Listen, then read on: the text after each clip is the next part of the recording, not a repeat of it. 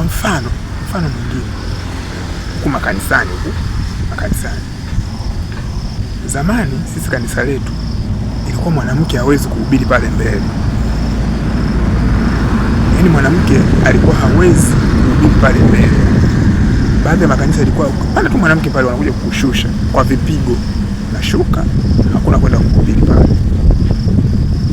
Lakini siku hizi na sio kwamba walikuwa wanafanya hivyo kwamba hawajasoma mahali, wamesoma kabisa. Imeandikwa kabisa kwamba mwanamke anatakiwa kusikiliza. Lakini siku hizi imefika wakati wanasema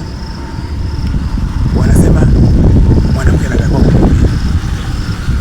Katika maandiko yale ambayo tunajifunza kwamba mwanamke anatakiwa kuhubiri, leo maandiko yale yamegeuza na kusema Mtume Paulo sijui amekosea, sijui sasa.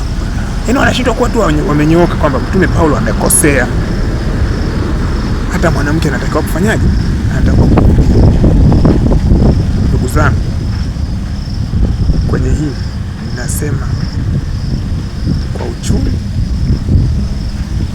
kwa sababu tunadanganywa. Kwa hiyo unakuja kugundua kwamba zile ni akili za watu tu, wamekaa wakafikiria wakasema mwanamke asihubiri bwana. Wakakubaliana mwanamke ahubiri. Wameenda.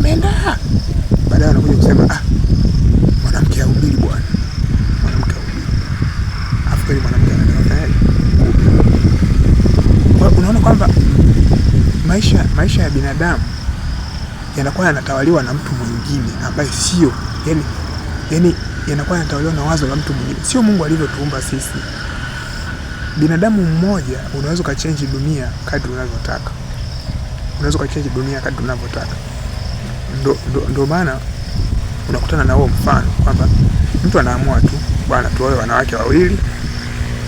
Itakuja siku watatangaza bwana, sasa hivi hamna kufanyaje, hamna kuoa tena. Watatumia jina la Mungu hilo, hamna kuoa. Mungu hataki sasa hivi watu wazaliane, kwa sababu mwisho wa dunia unakaribia. Watu watakubali, kizazi kijacho itakuwa hivyo. Kwa nini nafikiri binadamu, Mungu yupo, tumuombe Mungu atuelekeze maisha yaliyo sahihi, na kila ambacho Mungu anatamani tukifanye basi kikafanyike kwetu. Tusitegemee sana akili za watu, tusitegemee sana mawazo ya watu, tujiamini sisi wenyewe. Binadamu ni mkamilifu tu, yaani Mungu amemuumba binadamu ni mkamilifu. Kwa hiyo katika ukamilifu ule binadamu alionao, basi tusiharibiwe